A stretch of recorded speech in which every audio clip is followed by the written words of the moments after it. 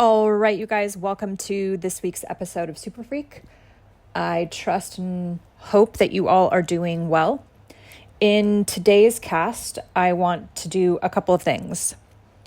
I want to give you a life update because it's going to be relative to what I want to talk about next and what's coming up and coming into the field collectively. And then I want to touch on the Substack I wrote this week about who are you when you're not managing the room. And I'm going to read it, which will be kind of lengthy. And then I'm going to expand upon it because I think it's important because a lot of us are going through this right now, especially when it comes to determining our value. So first, a little bit of a life update. I am, as many of you know, traveling in a very old grid line between Greece and Turkey that has brought up a lot of remembrance. And this has been an ongoing kind of 3-year period in physical form of me having these sets of remembrances. You guys may not know this, but when I was traveling full time, and I came to Turkey before, super freaking, very freaky girl all came in during that time. And I had already kind of come online fully, not fully, but in a way that I had been I had been waiting for, okay? But I hadn't kind of alchemized a way to anchor it into form yet. And all of that happened when I was here 3 years ago in 2022. And a series of information flooded through me. And that's what started Super Freak. That's what launched it. That's what launched the virality I had on TikTok. And I was talking about all kinds of different stuff, throwing a bunch of stuff at the wall, so to speak, to see what was going to stick and what wasn't going to stick. So fast forward, and I anchor myself back into the US in a very, very specific grid line between Idaho, Montana, and Wyoming. Something about that grid line for me was very familiar. It was very important for me to be in that level of resonance because specifically with, depending on how you zone it, but that area has a tremendous amount of concentration of minerals. Like every single gemstone, every single mineral is kind of resourced specifically within like a 300 to 400 mile radius, dead center to where I was, and then the radius around it.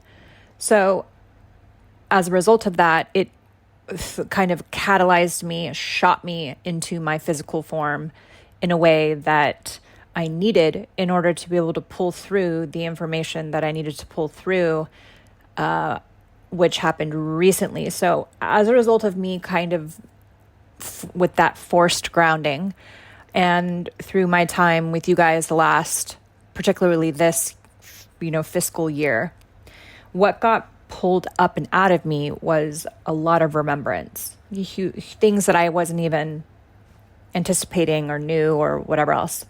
One of which was my soul name, which I just made that podcast on that was the episode before this one, which again, did not anticipate, didn't really ping on or have a question about or anything like that. It was quite literally me getting pulled into meditations and this being revealed to me.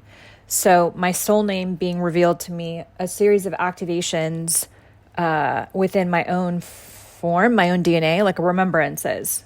By activations, I mean remembrances. And also kind of a dormant level packeted information revealing itself in my own DNA. So my soul name, and then the direction specifically to come back to this area between Greece and Turkey and the Mediterranean, and a tremendous amount of information around ancient civilizations, my time periods between like very, very old, between Byzantine, and there is another kind of time period that it even precedes the Byzantine era, and my role there and the lifetimes there, and my time specifically in Egypt and my time with the being that is known as the Awakened One, or Yeshua, or Jesus, or however you want to define this avatar, okay, that was here to move consciousness forward in terms of evolution and be an example of what sacrifice is through physical form and other things. You guys can grab the Christ Consciousness meditation if you want to know more about his teachings and the clarity of that and where they got distorted. But essentially, a lot of remembrances kind of all came in like in an instant. And a lot about what the capacity of who I am expanded, basically. And it almost simultaneously, this was over a period of 2 to 3 weeks, everything restructured. My own identity architecture inside of me, the super freak field structure changed, like completely went to like pure source. Container is enormous. I think it's more than what I can really understand now. But being back in this grid line, the land got very loud and my capacity has gotten very large. And I'm still learning what that looks like for me now. And a lot of confirmation has come in. So this is the recent update here, is what is happening specifically with the purification of this land and what is happening specifically with the clarification of the information that this land has to offer. So I'm doing my best to kind of push all of this information through, up and out of my physical form. So I've had, my body has gone a little bit on strike. Not strike, but got really tight and started to spasm. And so I've had to get a lot of physical body work here, which has been a surprise to me. I didn't really anticipate that either, but being able to go into the salty Mediterranean water has been incredibly instructive. And a lot of that had to do with the intelligence of Atlantis. So what has come into the field is patterns around betrayal, patterns around like psychic codependency, specific architectures around what it means to actually hold the void between void fractures and move between versions of yourself when you're not quite sure what that looks like. And also how quickly revelations can happen, how quickly these like packets of information can kind of drop into your body after years of feeling like you haven't been able to move forward or make any kind of traction. Almost in an instant, it all kind of comes together and then you get it. A lot of that is happening now as well. So additional patterns of suppression, control, and then feeling like you're trapped and then you can't move out of that. Other patterns around intellectual blockages of being able to expand your level of literacy through either linguistics or financial ceilings or spiritual ceilings, or what distorted devotion looks like, what distorted practices around devotion look like, meaning we think we have to have a certain level of structure in order to kind of meet ourselves, meet our highest potential, okay, meet versions of ourselves, excuse me. But that rigidity is actually can be a hindrance as well. So learning now, especially being in this particular zone, what play looks like and how important play is. And even more so, the revelation for me has been able to fully alchemize this Sophianic Christos masculine feminine polarity dynamic.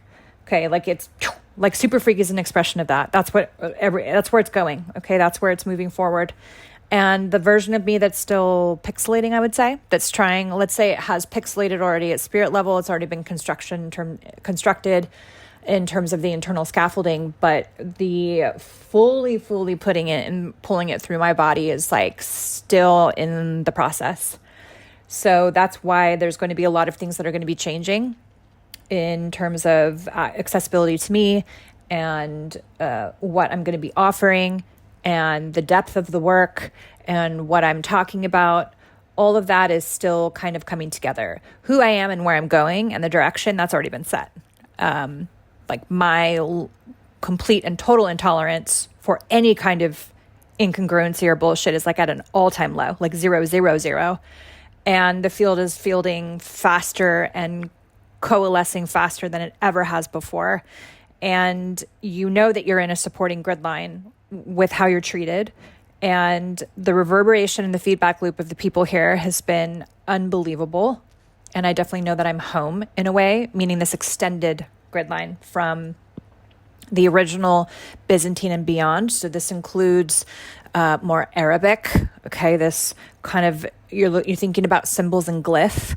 So very old language that represents itself in tone and harmonic and glyph, and kind of the epicenter of all of that. And I've been touching on it and getting little bits of information here and there, especially with talking about why we're in so much war in a very specific period of time right now in a very specific geographic location, and also the really intent directives around eliminating very, very old holy catalyzing, I'll say not holy bloodline, but like origin bloodline. So source coded, solar coded, like bloodline. And this area is very solar coded, and part of Atlantis is directly under this area. And a lot of information has come in around that, and Egypt, and so on and so forth. And again, also about where Super Freak is headed. So that's just a small life update. And so now I want to move into something I haven't done before, which I'm going to read my Substack.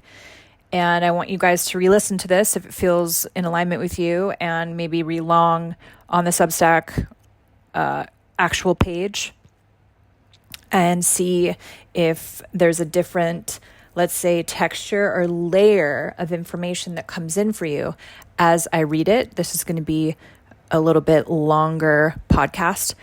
And then at the end, I want to break down some of the somatic and cognitive, more of the forensic pattern associations and how to actually move through them. So let's get into it. Who are you when you're not managing the room?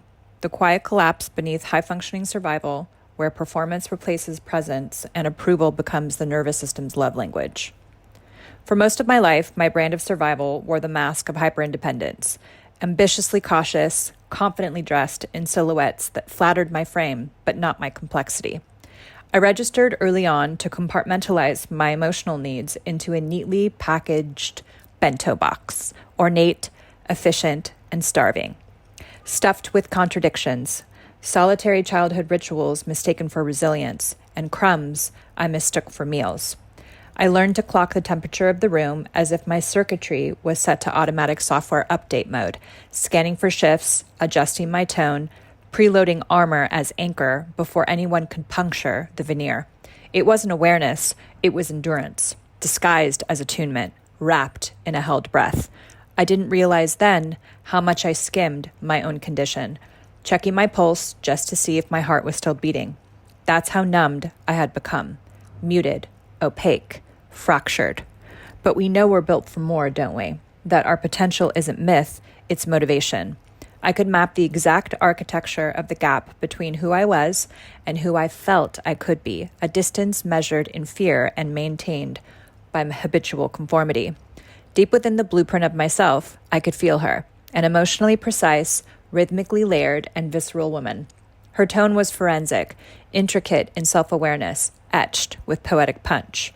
But she was buried beneath the fatigue of misfired instinct, and I wasn't sure I'd ever meet her. The trauma loop I was running then, hidden behind fawning, fatigue, and the hollowing of connection, void of the electricity of feeling alive, had met its sell-by date. Chameleoning in this way isn't a flex when it costs you your coherence.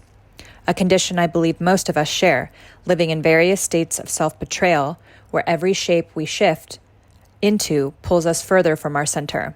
When adaptability runs into anonymity, you know the pattern is no longer a survival skill, it's a disappearing act.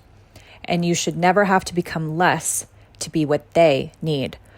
Early in my sobriety-fueled pattern recognition work, I was struck by a question, one that arrived after weeks of inventory hell. Who are you when you're not managing the room? Not pleasing, not calculating, not softening your margins to outpace proximity. Just you, unoptimized, unflattened, unapologetic. I used to listen like a mirror, re-articulating someone back to themselves, making meaning out of their edges while rounding my own. I knew how to respond just enough to feel intimate, but not enough to feel inconvenient. They'd leave feeling seen. I'd leave feeling erased. That wasn't a strange glitch. It was a familiar pulse. When you grow up inside a system that equates love with usefulness, the nervous system encodes it as law. You become a faithful servant, bifurcating your own becoming, either the good girl or the bad boy. You co-regulate what no one else can hold. And in doing so, your body starts mapping love through abandonment, yours. Psychologists call this emotional parentification. But when I decode the behavior at its frequency origin, it's a variated distortion of the dark self, where identity is coordinated around the nervous system's need to stabilize chaos.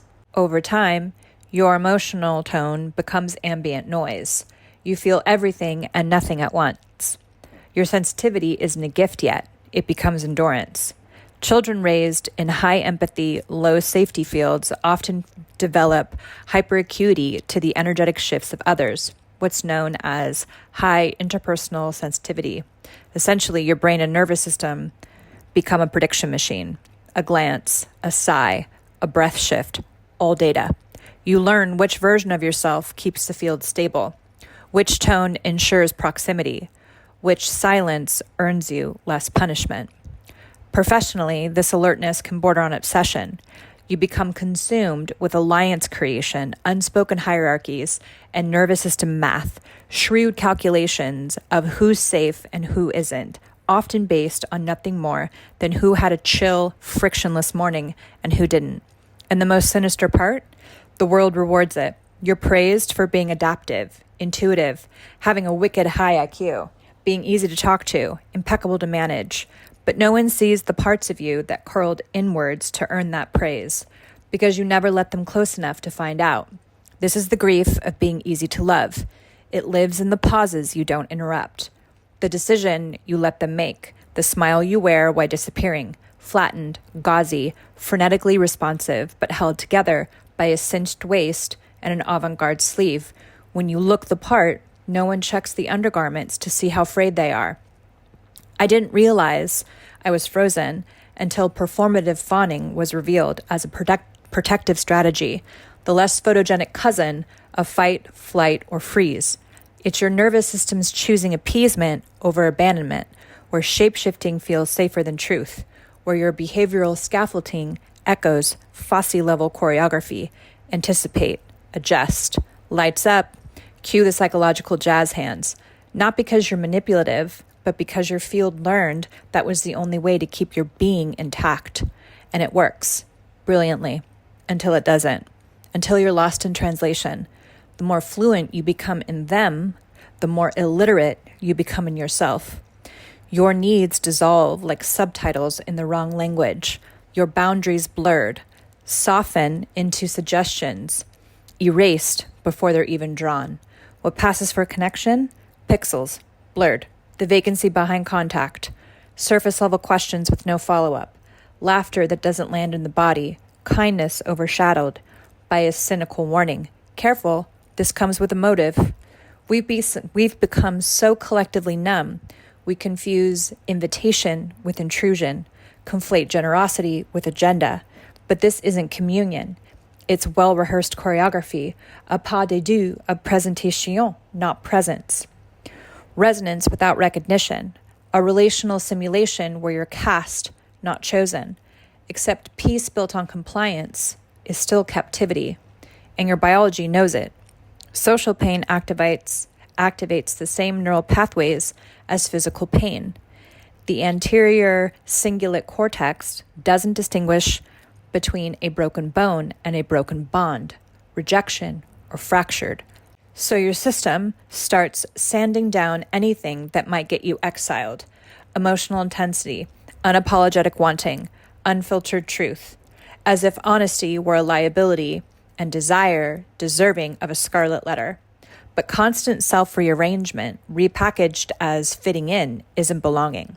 And eventually, you start to equate love not with your presence, but with the vacancy of your needs, where affection gets granted for your silence, not your ability to hold attention, where you're not rewarded for who you are, but how little you require. And this deep state marginalizing is where the fatigue sets in. Salvaged within the periphery of paradox and beneath the surface of your conscious mind, this automation doesn't live in the anxiety of being too much. On the contrary, it lives in the exhaustion of feeling like too little like-minded resonance, too little full body rest, too little you. Every time you accommodate instead of express, you teach your system that your needs are optional, that your fullness is a liability, and somewhere deep in the intelligence of your DNA, the question forms: if I stop vigilantly self-editing, will they stay? Or even more revealing, will they love me? This is not empathy, it's compulsive regulation encoded as a reflex, a nervous system conditioned to preempt rupture, to manage threat before it materializes, where you learned to make everyone else okay so no one would leave or erupt. And when left unaddressed, it becomes a habitual pattern of self-dismantling. You skim yourself in real time, shrinking your signal to stabilize theirs. Through this sophisticated rerouting of sacrifice as virtue, you build containment, an architecture that repurposes your energy solely to maintain someone else's coherence. And the cost? High, especially physiologically. The HPA axis, your system's stress command center, stays locked in activation. Your body loops itself into chronic tension, misreading the absence of crisis as threat. Boundaries don't bring relief, they trigger guilt. When rest feels like betrayal, and love only feels real when it's earned, or worse, complicit. This is what happens when your form fractures, when your nervous system becomes so passive in its inability to receive, it begins to reenact distortion, mistaking it for truth. That staying vital means management to a degree of severe self-erasure dressed as care. And you didn't invent this, you inherited it. Somewhere along the lineage, love became a casting call. Now you're burnt out from playing a character you never auditioned for. And it's not that the love you received is fake. It's just that it's been filtered through a curated lens. What your family, friends, and loved ones felt was safe to reveal, which means your relationships mirror your masking. They become reflections of your edits. You can be liked, perhaps adored, even admired, but not met, and certainly not seen or felt. Because being easy to love often means being hard to reach. I used to think being emo or deep was a seductive mythology, a frequency that made me special, mysterious, interesting. It didn't. It kept me quietly in my room, headphones on, Walkman blaring, alone, writing sad girl soliloquies in journals, where I normalized chatting on AOL too young with strangers whose usernames were all variations of, quote, XX underscore dark angels underscore XX, end quote. I engaged in this escape just to have an exchange with someone neutral, unattached, without conditions or references, anything that didn't come with the evaluation of a class vote, or playing chess with robots long before AI became sexy. Far from nostalgia, these weren't hobbies, they were holograms, elaborate simulations of connection through avoidance, masterfully engineered to bypass the fear of rejection.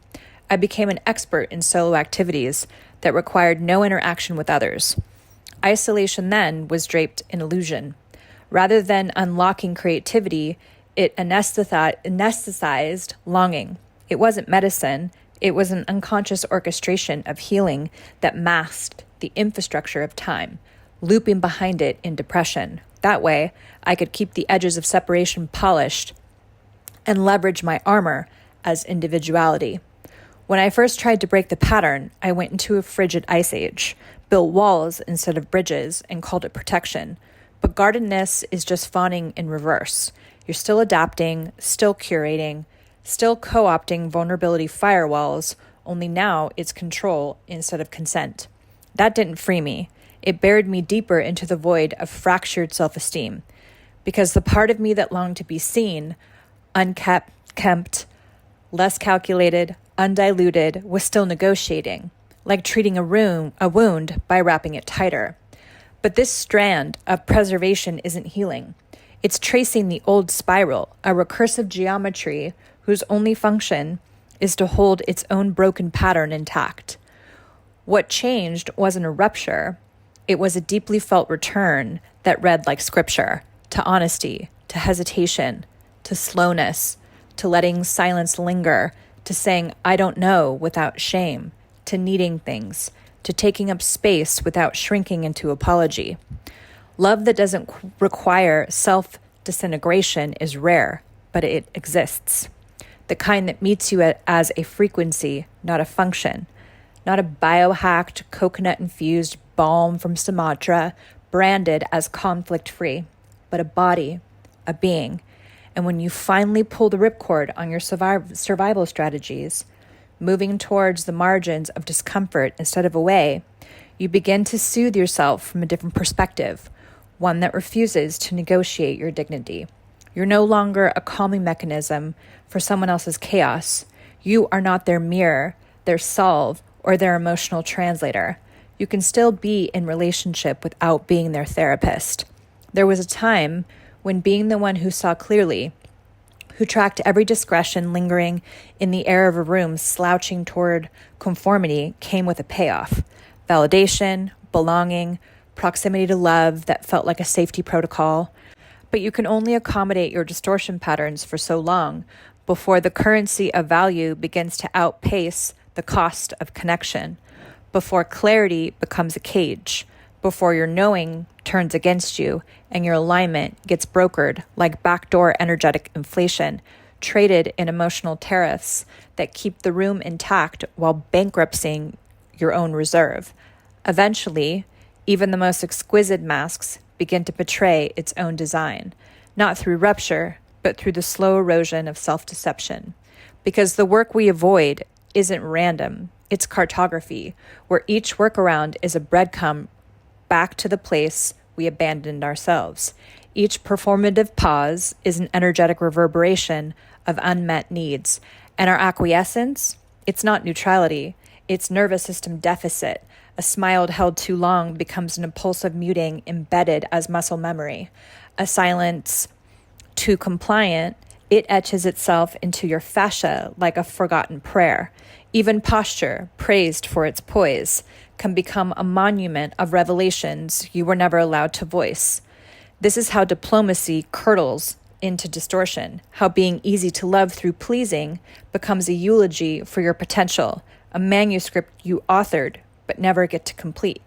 Eventually, the most seamless role starts to fray at the perimeter, and what once passed for love starts sounding like a contrived and orchestrated applause, loud, fleeting, and hollow.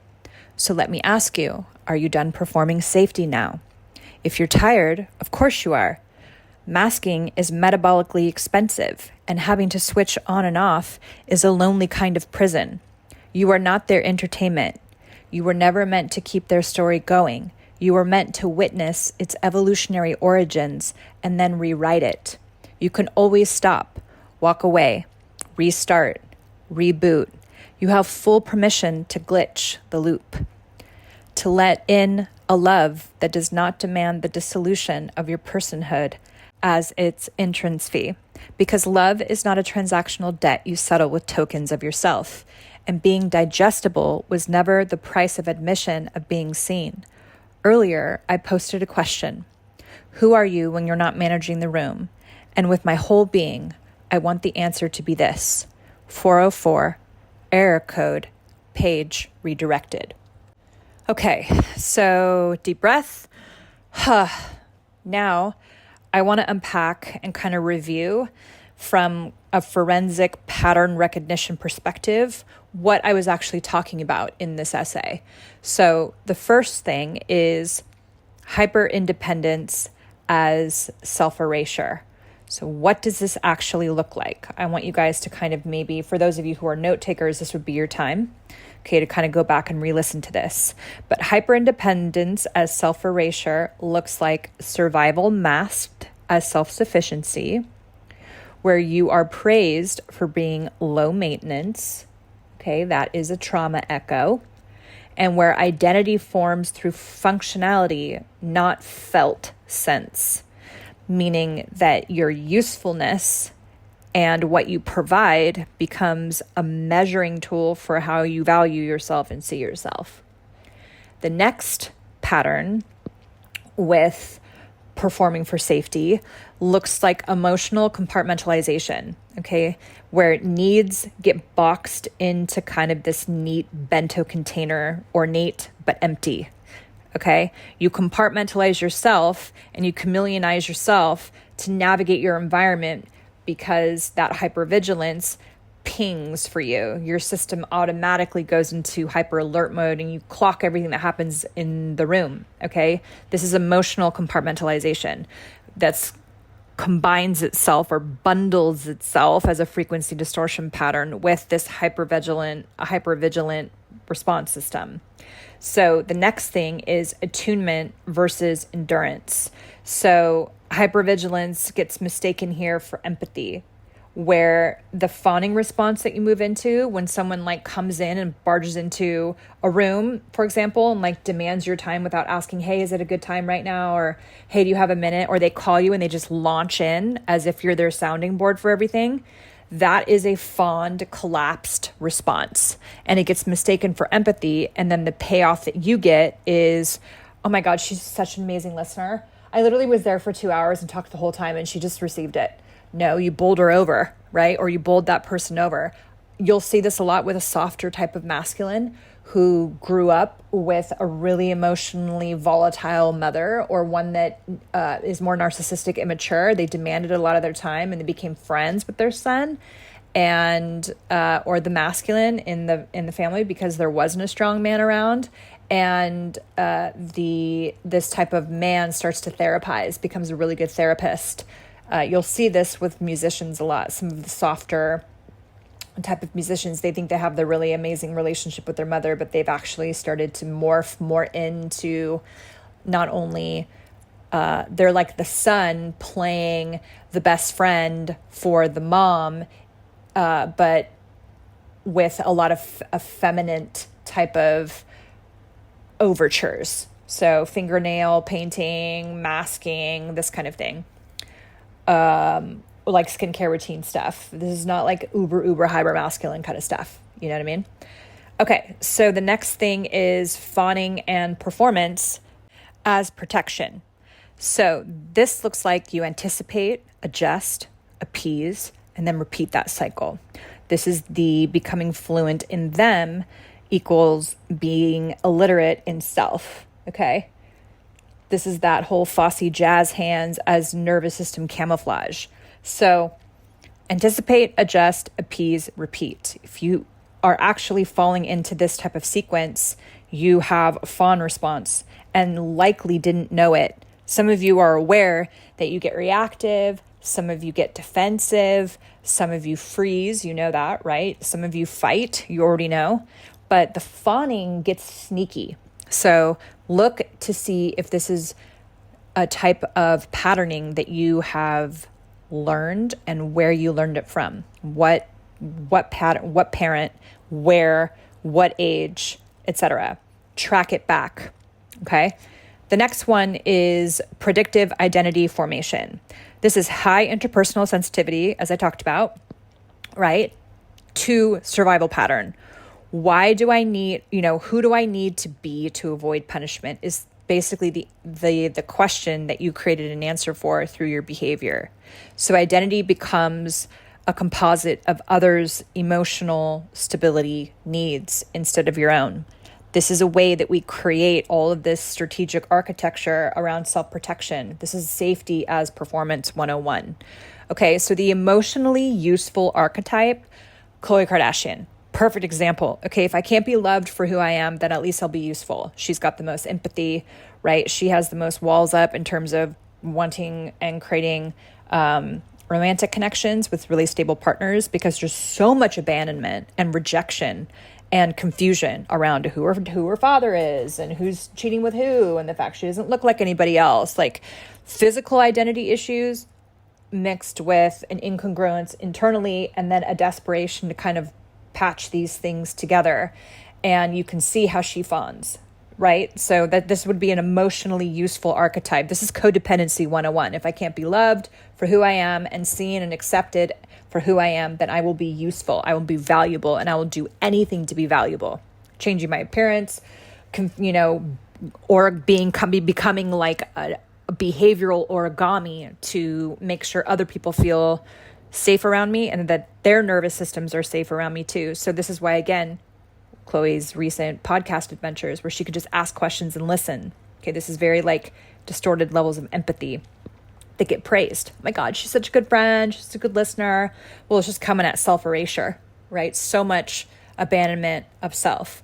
So intimacy gets bypassed by control. So again, another, let's say, recursive behavioral pattern here where guardedness becomes fawning in reverse. You choose isolation as protection, not preference. We're not supposed to be isolated. We're supposed to commune with other. And I would be very curious to see who actually refers to themselves as an empath or who grew up in a very unstable environment or could sense the room full of contrived management. Like, I'm just going to keep going back to this like Jenner Kardashian kind of dynamic because they're a very popular family and people can reference them or whatever else. There's so much dark psychology going on there. So if you weren't actually seen and valued and adored for who you were, very, very early on, there's going to be strategies that you create to keep yourself safe. And much of that will just be kind of keeping to yourself.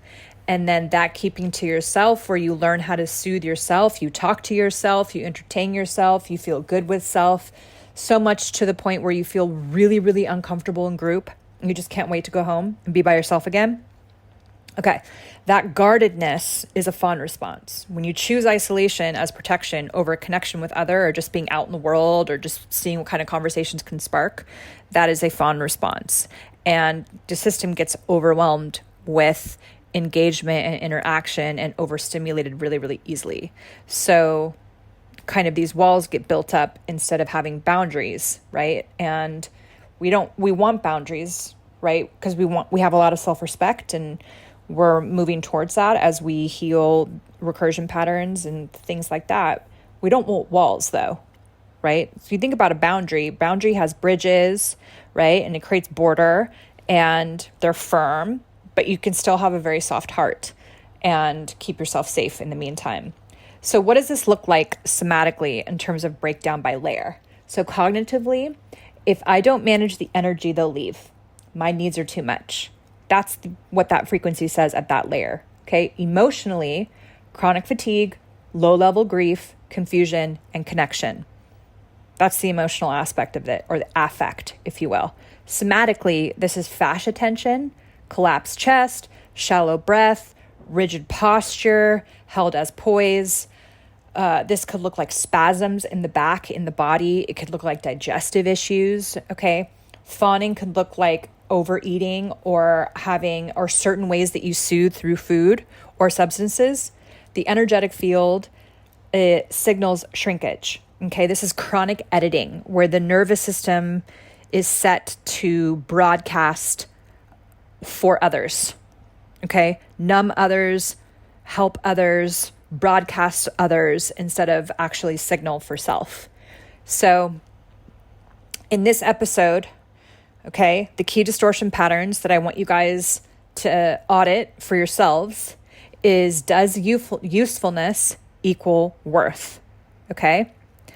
This is childhood programming where love was earned through labor or attunement, not essence. Okay? Performance equals safety. Every movement and expression becomes a calculated gesture to maintain harmony.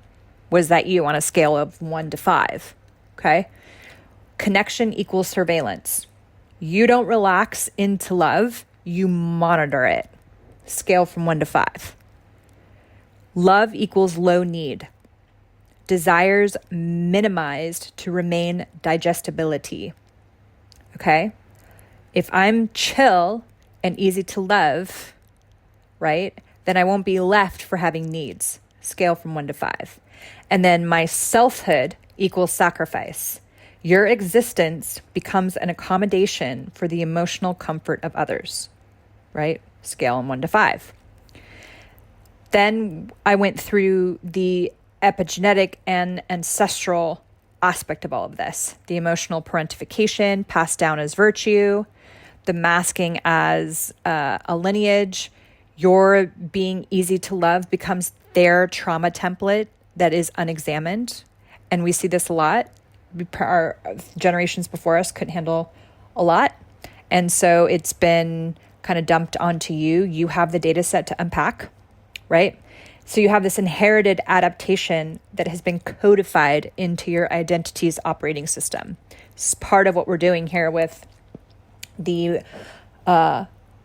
mind-body reprogramming of epigenetics. That's what quantum psychosomatics is within the super freak ecosystem, right? This living kind of field and where an architecture that you can transform inside of at a very fast rate. So the pattern loop glitch points here, this is where we exit these recursion patterns, right? Is the reframes around like adaptability is not love.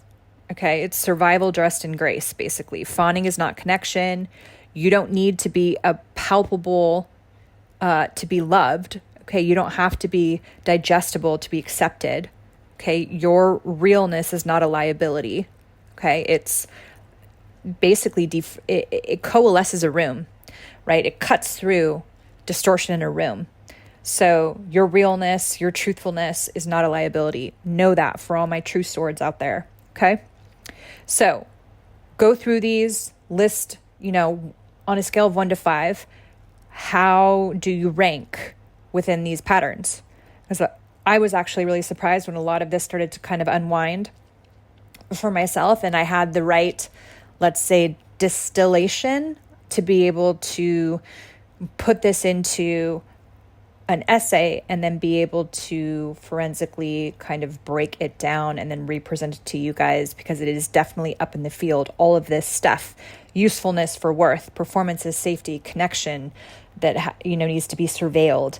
Okay, low need equaling love. We are going deeper in the work. We're going to be getting even more pixelated, even more fractaled into the fragmented aspects of ourselves. And we are simultaneously reconstructing identities that are source coded, that are from your original blueprint. So that can be reanimated through a balanced and regulated nervous system. The more embodied you are, the more frequency, field, and form start speaking the same language, the more synchronicities start to happen in your life, and the easier you can navigate a field, and shit just happens so much faster with a lot less contraction. And again, I am absolutely proof of that. Even as it's a day-to-day thing now. It's so crazy. There can be a contracted morning for me, and then literally within if I just move into a decision and I'm aware that my body wants to collapse into fawn or overwhelm, I move into decision. I completely it's like the override is available for me now, and I have a completely different experience in the day, and things just work out effortlessly. It's a lot more fun to navigate life that way. And then you start to recurse in that type of efficiency. Instead of it being bogged down by having responsibility, it becomes an amplifier to be able to hold more capacity. All right, you guys, that was kind of a longer episode. I hope you enjoyed it. I will see you in a couple of weeks. As always, thank you so much for your comments. Thank you so much for sharing this with other people. Super Freak is obviously going through changes. I'm going through changes, and I just am grateful and thankful that I'm able to be able to do this in real life, basically be messy and be myself and try to evolve publicly, which is not easy. So thank you for your grace, and I will see y'all in a couple weeks.